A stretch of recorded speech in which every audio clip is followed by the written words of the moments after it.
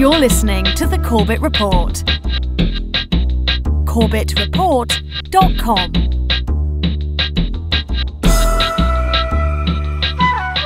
Great friends, welcome back to the broadcast. Welcome back to Corbett Report Radio. Once again, I'm your host, as always, for the next hour of radio transmission, James Corbett of CorbettReport.com. Coming to you, as always, from the sunny climes of Western Japan, and it is the 1st of November for me here. It is Halloween evening for all of you stateside, so I hope you're enjoying your Halloween festivities or whatever it is you do. Thankfully, I'm glad to be in a country where we don't really do any of that nonsense, but that's just my own curmudgeon nature. At any rate, I'm glad that you're joining me for tonight's edition of the broadcast, because we do have an interesting conversation lined up for you tonight. Tonight we're traveling across halfway across the globe, really. We're going to be talking to our old friend Leon Pittard of fairdincomradio.com from the sunny climes of Eastern Australia. So let's just bring him right up and get him in on the conversation. Leon, thank you so much for joining us today. Yeah, thanks, James. Good to be with you. Well, it's good to have you here, and there's a lot to talk about with what's going on, not only in Australia, but of course things impacting around the world and across the globe. And we have talked before on CorbettReport.com, so that is in the interview archives there. You've also been in one of my Boiling Frogs Post Eye-Opener reports. But it may be the first time that some of the people are hearing you on the radio program, so let's just start by introducing yourself, your website, and the work that you do. Well, thanks, James. Yes, Fair Income Radio is now been running for just on its 12 months, our first birthday actually right now, and yeah, it's been very good. I really wanted to develop an alternative media platform in Australia to especially deal with the issues that we are facing down here. I had kept my ears to the ground worldwide always, and always felt there was a need for an alternative perspective down under. And so that's what I endeavoured to start and set up, and it's been a pretty fast journey. It's been a great 12 months. It's been fantastic. It's been really, really good. As you know, it just gets busier and busier, and it's just a matter of trying to keep up with and trying to, I guess, work out what it is best to deal with in the sphere that you can. Well, that's exactly right. Certainly there is no slowing down once you start getting into this, as I can personally attest to. Hopefully it doesn't consume your entire life. But let's just talk a little bit about Australia then. What's the truth media landscape like down there? How's the alternative media coming together there? Well, there's quite a spattering of alternative media, quite a wide cross section. There's a couple of people doing radio like I am, and a couple of blog sites. There is some quite big blog sites. Joe Nova is very big in the science and science, climate change subjects, and yeah, I've been endeavouring to basically try and get all these people together and touch base with them and work collaboratively as much as we can, even though we continue to do things in a different sphere. But it is there's a lot of different issues we're facing down here. It's not just we've got farmers that are really in resistance to a lot of government changes that are taking place. We have the climate aspect, which is very big. There's a very big resistance pushing back down here. We have a lot of fluoride resistance in a lot of the areas around Australia. That's pretty big. And really there are so many different aspects that we're dealing with. There's a strong smart meter resistance here, different coalition of different groups all around the country. There is always also those coal seam gas is a big issue to the farmers, and indeed water rights. And in fact, our food security is really being threatened at the moment from all these different issues, which we can probably touch on later. Absolutely, yeah, tons of stuff going on, and a lot of it affecting a lot of the people down at the population level there. So we're going to be talking about a lot of different issues tonight. Once again, talking to Leon Pittard of fairdincomradio.com. I hope you'll go there to check out his previous work. And let's take a short breather. We'll be right back after these messages.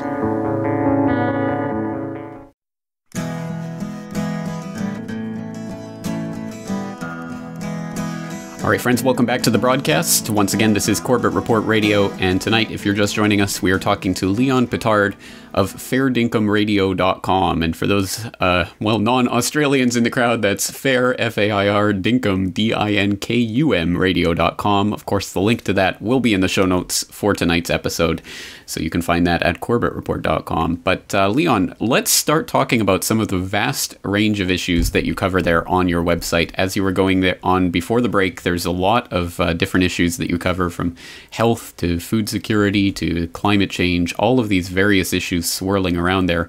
But before we get into the issues, perhaps we can just get a feel for the political landscape there in Australia. For people who might not be familiar with what's going on there, perhaps you can just tell us what the broad overview of the system is and who's currently in charge, at least in terms of the political puppet theater. Okay, well, we have a socialist government entrenched at the moment. This is their second term in government.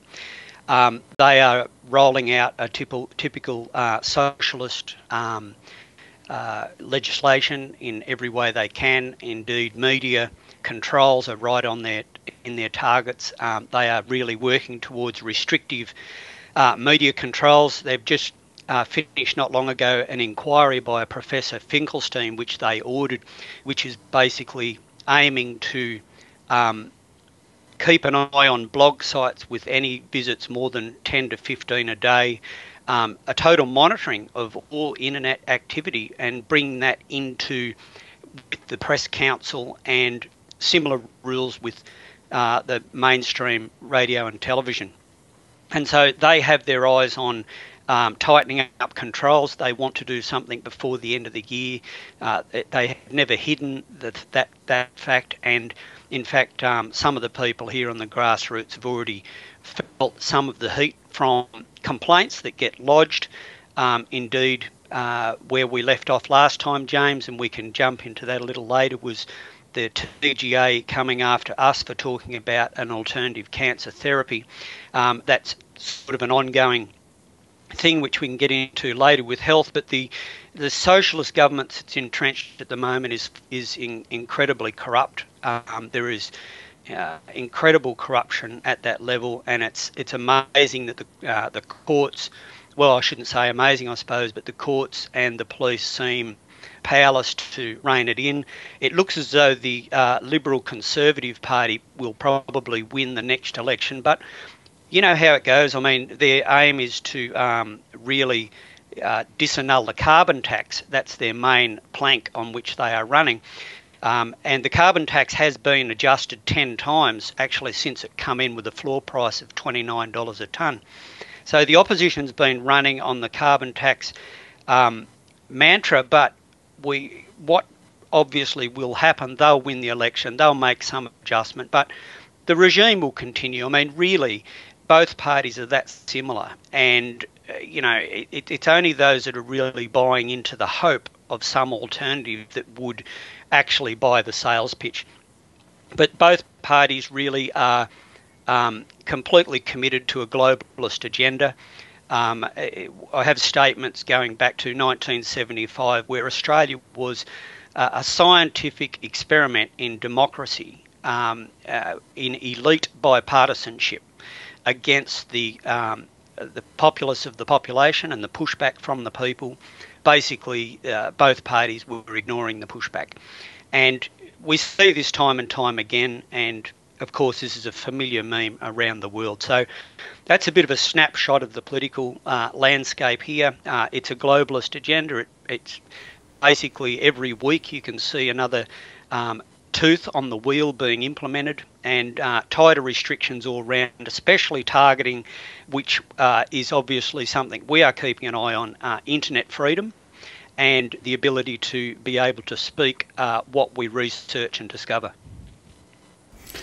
All right, well, a few very important issues right there on the table right off the bat. So let's talk a little bit about internet freedom in Australia, because I'm sure many of the listeners out there will remember just a few years ago they were talking about the clean feed or whatever it was being touted as, the filter, the basically Great Wall of China being implemented in Australia to try to filter everything going through the internet. And as far as I understand, that's been stalled in committee and is unlikely to come to fruition. But it sounds like they're just attempting to find other ways to start to regulate the internet. Yes, well, they have. They are rolling out the National Broadband Network now, which is basically fibre to the home, roll out throughout Australia. It's an incredible cost. The costs have blown out already. They're way behind in the actual rollout. But the object was, with the rollout of the NBN, was to have it filtered, and to have a filter at the outlet from Australia, of course, which would slow down speeds, etc. But this was really the intention behind the NBN. It was not to actually increase speeds. That was a sales pitch. But the real agenda here was tighter media controls, tighter restrictions on freedom of speech. This government that's in power now hates free speech. They hate individuality. They go after individuals in many different ways. They are a very intolerant government, and they really don't make any secrets about it. Most journalists, even in the corporate media, get targeted by complaints that come from an unknown source. These complaints take them to the Press Council. Even the most conservative corporate journalists in this country basically get penalised by process, or they're dragged through the courts and financially penalised. And therefore, even the corporate media employers are very nervous about a very litigious system that we have here in Australia. I think Australia really is an experiment for the global management program. I have thought that for a long time, and I think we have, as a country, been disarmed many years ago after the Port Arthur shootings down there. And John Howard, the Conservative Prime Minister, actually disarmed the country instantly after that event. And unlike, for instance, America, where they do have a population that are armed, and we see there's a development of a police state to virtually counteract any resistance, in Australia there isn't that same level of resistance, or even possible resistance, because basically the people are disarmed. So the NBN clean feed is still on the shelf, although they don't talk a lot about it. I think even if the Conservative Party wins office, that will probably still take place into the future, with a bit of encouragement from our friends at the UN or some other place.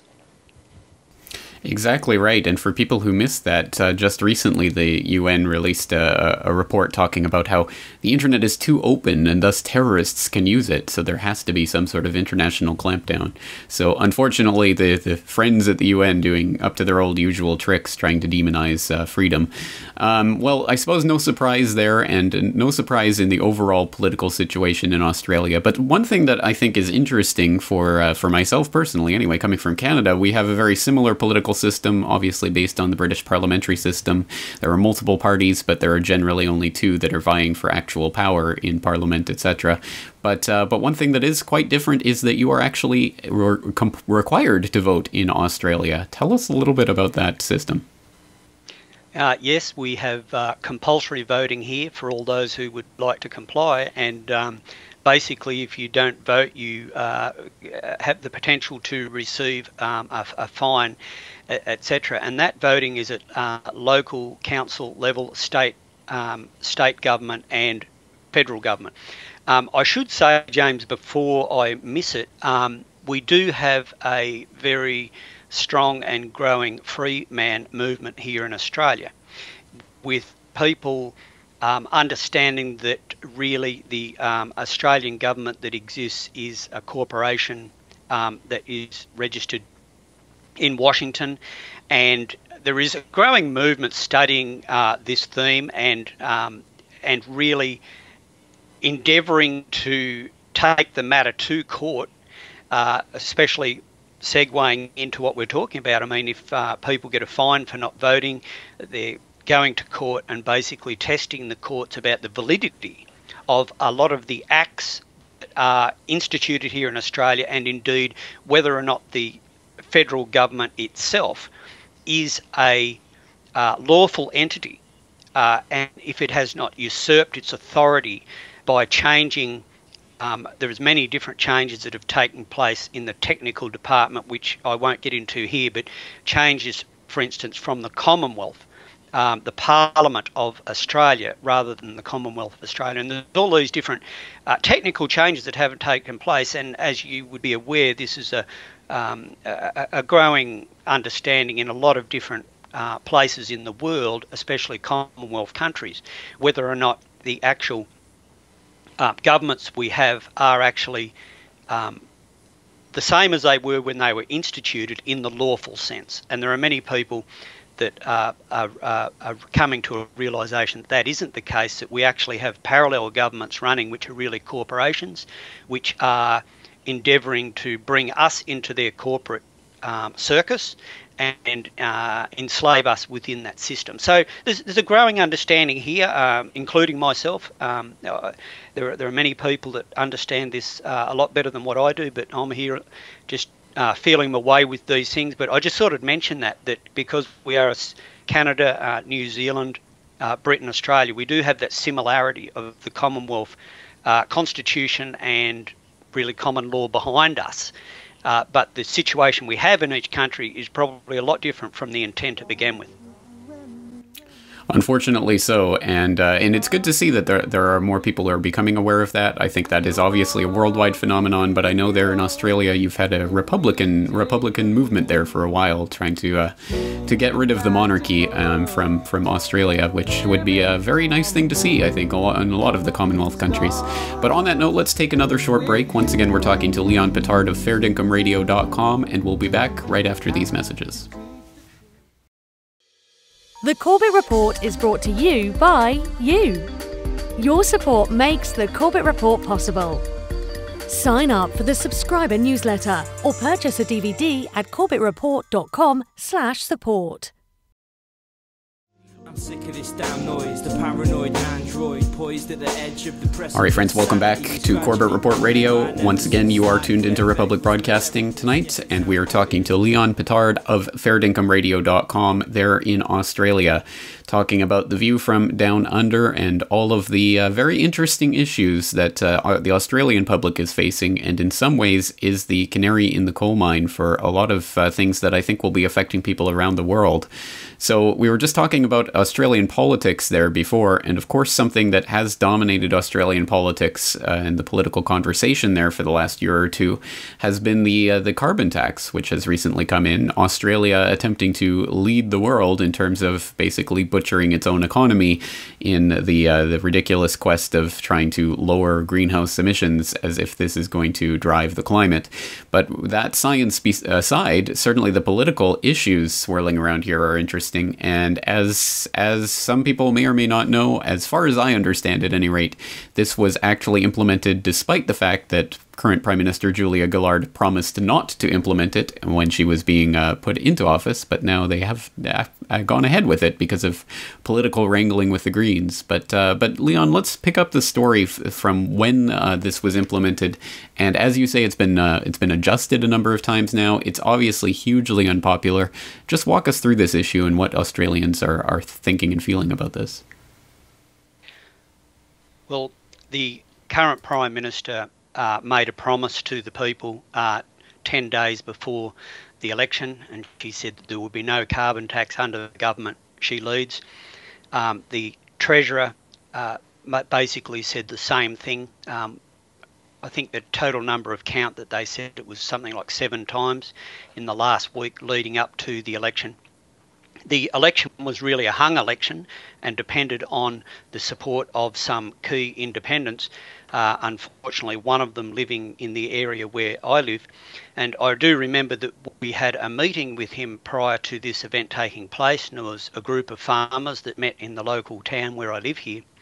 And we basically sat him down and said, look, we want you to go back to Canberra and tell Canberra that we do not want a carbon tax. We can see that this is going to affect our lives, exponentially with expense and cost. And of course, most of us understood it was a fraud anyway. And he basically told us that he did not answer to us, but he had been elected to make decisions for us.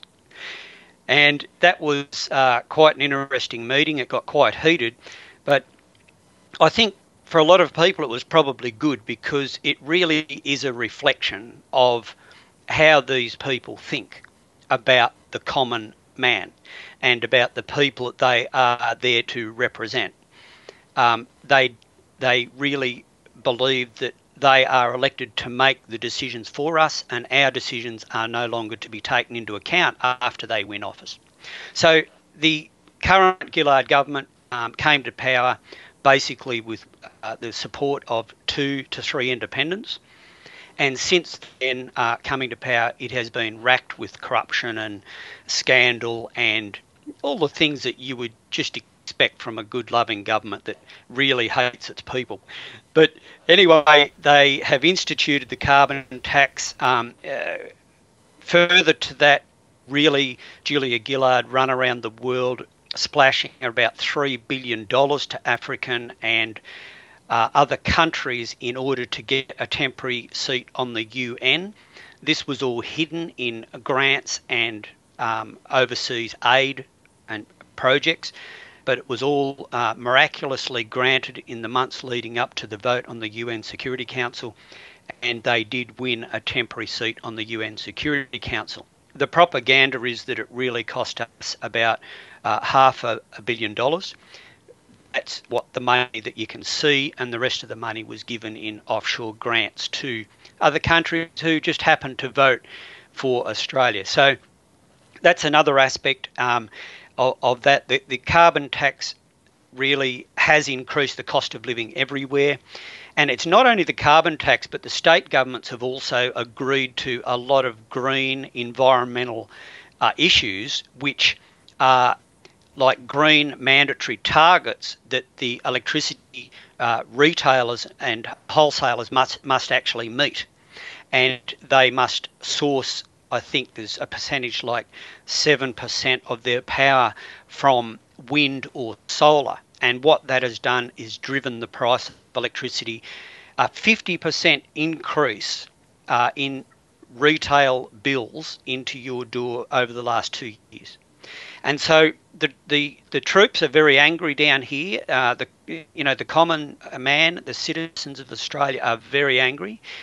Just listening to the chatter on different corporate talkback, people are they're so enraged that they've been completely deceived and lied to by this government. And they really are looking for a change, but I'm afraid that they're looking in the wrong area, obviously, because, as you know, any government or future government that still has a globalist agenda, you can guarantee that the prices will never come down and the transnational corporations will continue to dominate the corporate economic landscape. And segueing into the fact that state governments here have allowed transnational corporations to come into this country, enjoy 5 years tax-free, and they go in and rape good farming land. Surprise, surprise. Well, I think that's very much in line with what we see going on around the world. But absolutely some fascinating issues. Again, we're coming up against a break, but we have a nice long segment coming up after this where we can start transitioning into some of the other issues, food security and health issues, etc. So stay tuned right there. We'll be back with more with Leon Pittard of FairedIncomeRadio.com right after this.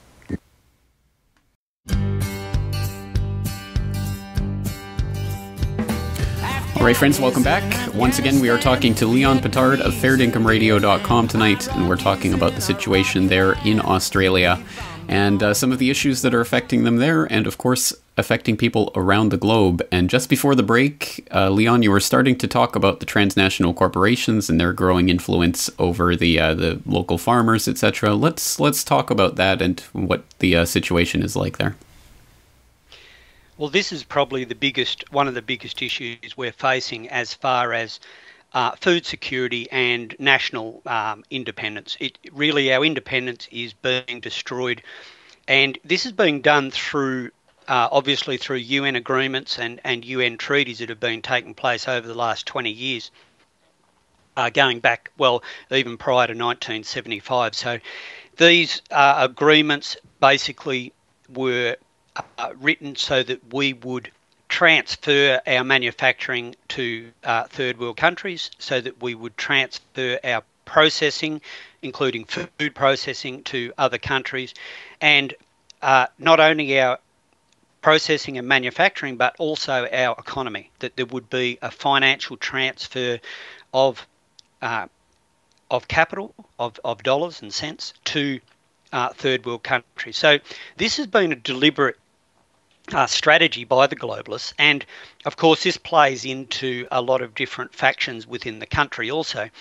But getting back to the food security, really, I don't want to miss this, because what's happened is that Australia is rich in resources, and from what I have discovered, each area in the world is basically assigned a certain task within the globalist system, and this is obviously when it's drawn up on a drawing board, so to speak.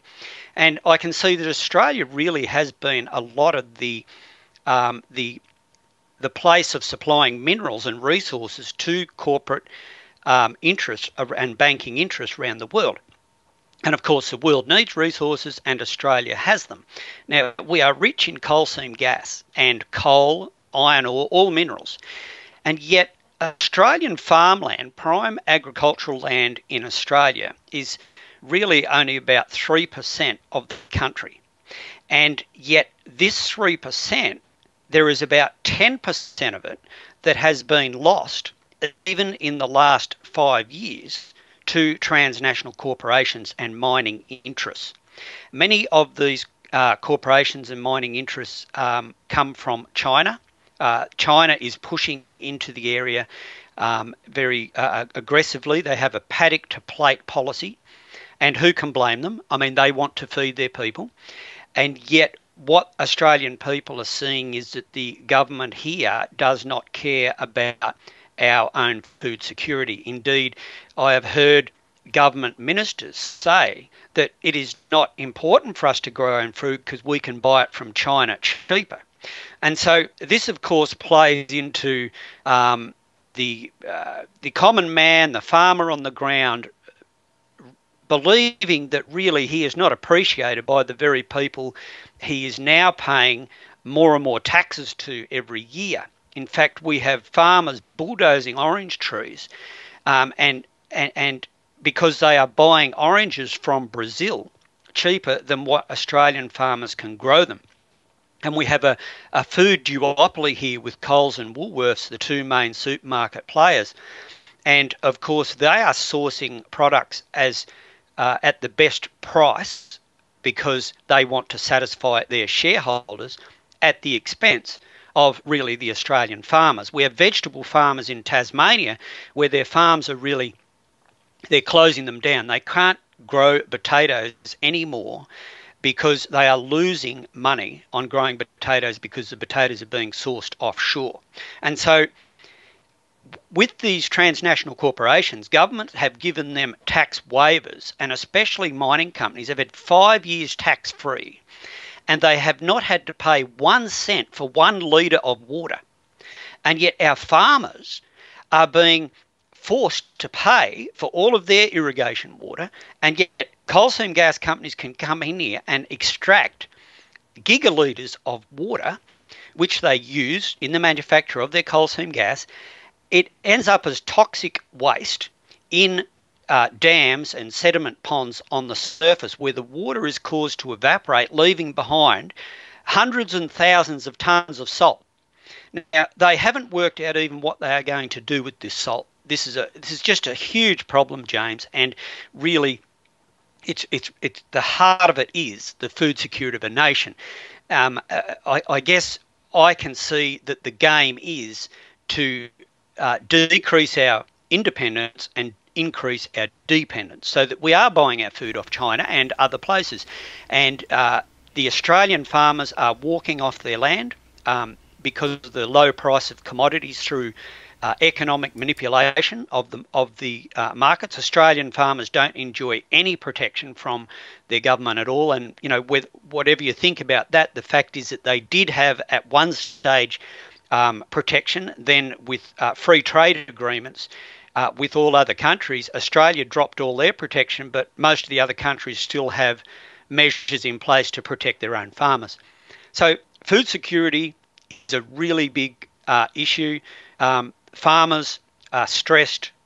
Farmers have lost confidence in the system as it is, and I can see that we are no longer anymore a food secure nation, yet we have the prime farmland here in the capacity to really feed Asia.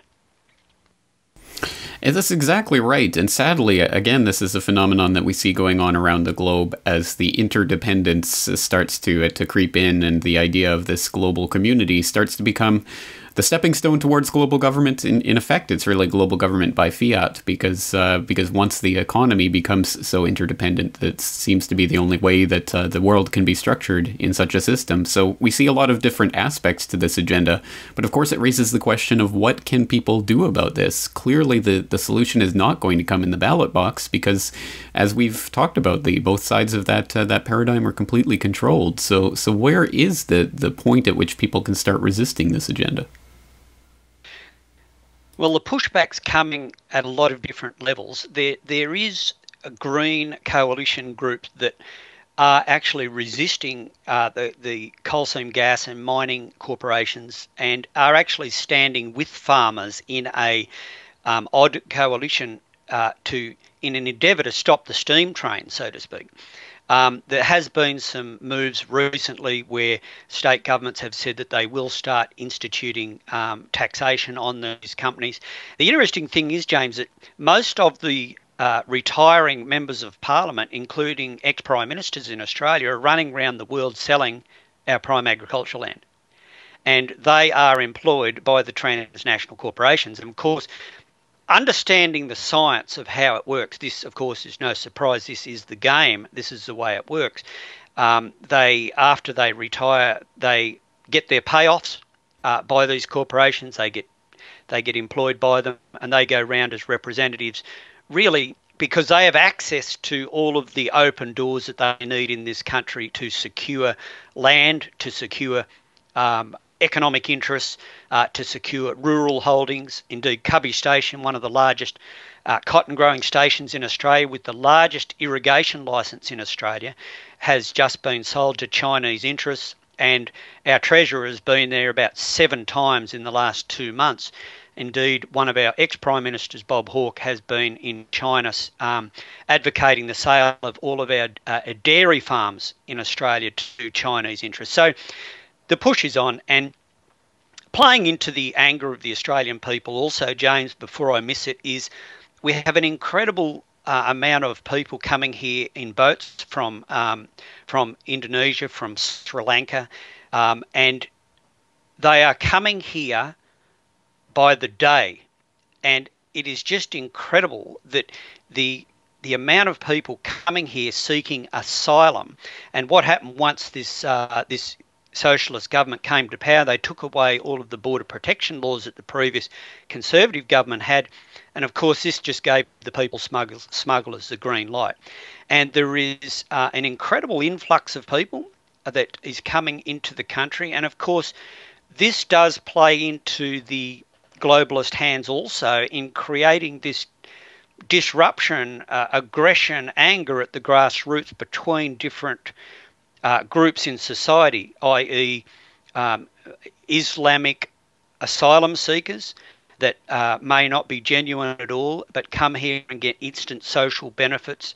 Of course, I can see the people on the grassroots and the ground roots, the common people who don't understand the game, actually buy into this and think that the Islamic people are really the problem.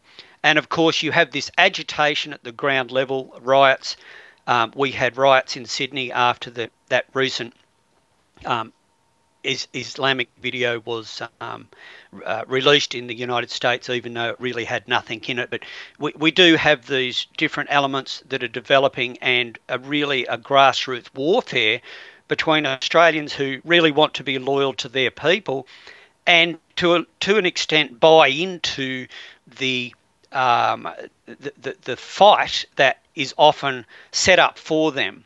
And as a result, we end up with tighter legislation, tighter rules, more restrictions. And the conservative media buys into this like it's just unbelievable, always advocating for more laws and more restrictions as the answer to everything. So the boat people is a big issue. I think we had allocated like 13,000 asylum seekers a year, and we're getting 20,000 plus by boat, and 1,000 deaths, and over, I forget the numbers. I think the numbers were, well, it's way over budget, but 1,000 people have died at sea since they have relaxed the laws. So this is probably the saddest part of the whole boat people situation, but it is creating a lot of anger in Australia amongst the patriotic people of Australia that really want to maintain the Australian identity, which is, like other countries, rapidly changing. Right, exactly. Like a lot of countries around the globe, the cultural disruption, and then of course they have the war on terror rhetoric and narrative behind that, and all of the other ways that they get people pitted against each other, and not focusing on the system that's undermining them. So, again, a lot of different issues swirling around, but we're starting to run out of time here, and I definitely want to get to the health regulations and the health regime there in Australia. I know this is a topic that you've been covering and you've dealt with yourself. So let's bring people up to date with your own legal issues. Situation trying to talk about alternative healthcare products there in Australia. Well, the health angle has become pretty big on a pretty big focus on Fair Income Radio. I guess that also is because I am interested in it. Indeed, my father was taught me how to grow organic food, and my wife and myself, we try and grow most of our own food. We have an orchard, and we always grow most of our own vegetables, especially greens, all year round. And I juice a lot, James. I'm right into health. I love speeding in my mind naturally. I'm always fasting and juicing and really looking for a supercharge from the natural energy. So, natural therapies is a big thing, and I do have a lot of good naturopaths that contribute regularly.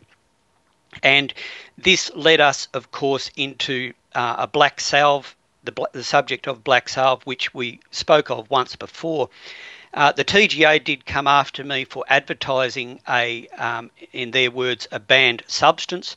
TGA officers did visit people in their homes and told them to shut down their websites, otherwise they were facing fines of up to $5 million. There is a natural health shop that has been selling the ingredients for black salve, not put together as a compound, but actually the ingredients are sold separately on a page, and they have been pressured by the TGA to actually either shut that down or face court action. I got a notice the other day saying that they were going to comply.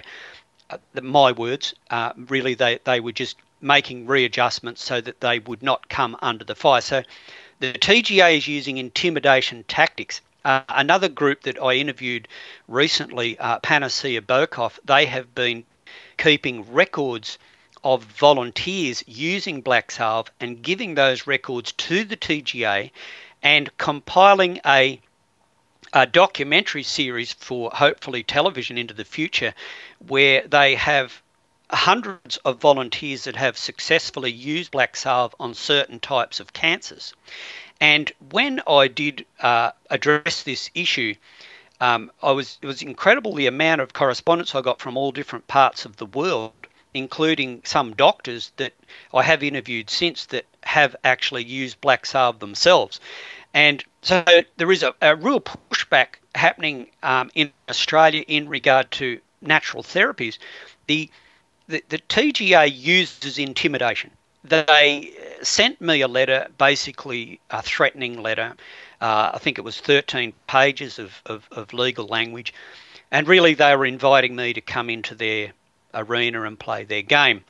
I got some good advice from a friend, and I framed a response to them and did not hear anything back since. But they have continued to pursue some of the people that I have interviewed. And so their tactics really are intimidation, endeavouring to make people comply by threat of financial penalty or some sort of legal action of some description. The natural therapy movement in Australia is a very big movement. A lot of people are interested in health here, and I seem to be having naturopaths contribute regularly about natural therapies, and it is a big part of the platform that that I am a part of, and very happily so, because I can see that health, from the aspect of humanity, we're under assault from so many different angles. We're under assault from chemicals in our food, GMOs impregnated in all these foods that we don't know about, and really I am advocating that people endeavour to separate themselves from the corporate food chain as much as possible and learn to grow their own greens. Even if it's your own greens, it's a great start. It's not hard to grow your own food, and you don't need a lot of space. And so I hope to, in the future, get into more, I guess, encouraging people how to separate yourself from the food chain and live healthier by not buying into their system. And that's really the safest way to separate yourself from GMOs, especially where you really don't know. Any processed food could have it hidden in there somewhere. And I think in generations to come, we're going to see the results of the effect of these GMOs in chronic diseases into the future. That is what I am worried about too, and I could not stress enough how important it is that people start trying to get off of that corporate food chain. So let's take another short break. We'll come back to wrap things up, once again talking to Leon Pittard of FairedIncomeRadio.com, and we'll talk about some of his future projects and what he might be working on next. So stay tuned right there. We'll be right back.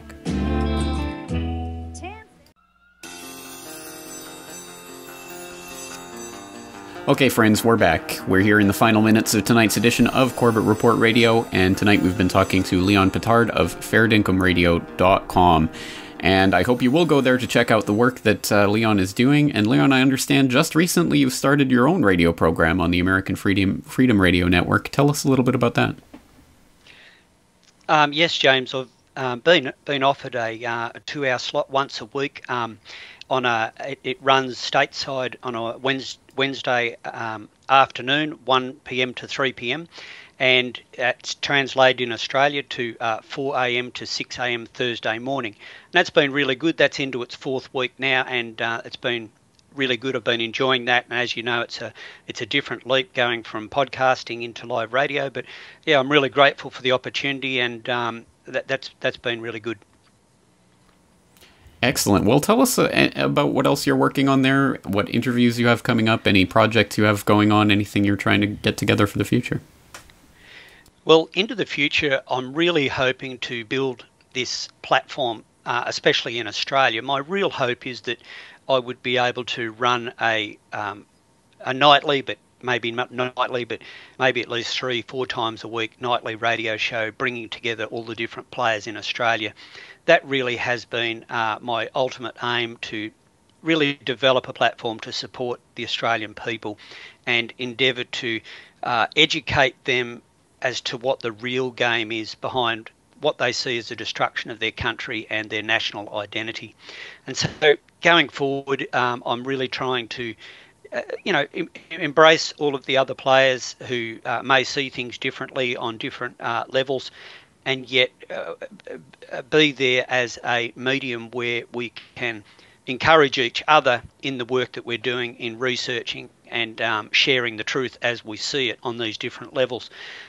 So that's into the future. I had a great interview today with Michael Murphy from Why in the World Are They Spraying? And I've been very encouraged by a lot of the alternative players in stateside that have been very cooperative and very happy to come on and had some really great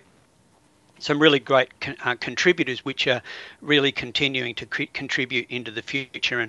And I'm grateful for work such as yours, James, and others that really have encouraged me to, I guess, pick up this torch and say, this is what's needed here. I really want to help our own people. Excellent. Well, it's good to hear that there are more people picking up that torch and carrying it, because not one person can do it by themselves. We all have to contribute. So I'm glad to see that happening all around the world, including there in Australia. So once again, fairdinkumradio.com is the place to go if you want more information or want to tune into the podcasts or anything else that Leon has going on there. So Leon Pittard, fairdinkumradio.com, thank you so much for joining us tonight. Thanks, James. Thanks for having me. All right, excellent. Well, we'll leave the conversation there. Let me just give a reminder for people out there that I'll be back in 23 hours' time talking to Dan Dix of PressForTruth.tv about his forthcoming documentary, footage that he filmed at Bilderberg 2012. And also just a reminder that for the remainder of the month, until the end of the month at any rate, there will be no Friday night edition of the radio show. We'll be rebroadcasting some old episodes because I'm preparing for a conference, a 9/11 Truth Conference in Malaysia. In preparation for that, I will be taking some time off the broadcast, so just Friday nights we will not be live. I'll have more information about that conference when and if and as I get it myself. I don't think anything is online in regards to that yet, but when it is, I'll let you guys know. So that's it for me tonight. Until tomorrow night, thank you all for listening, and take care.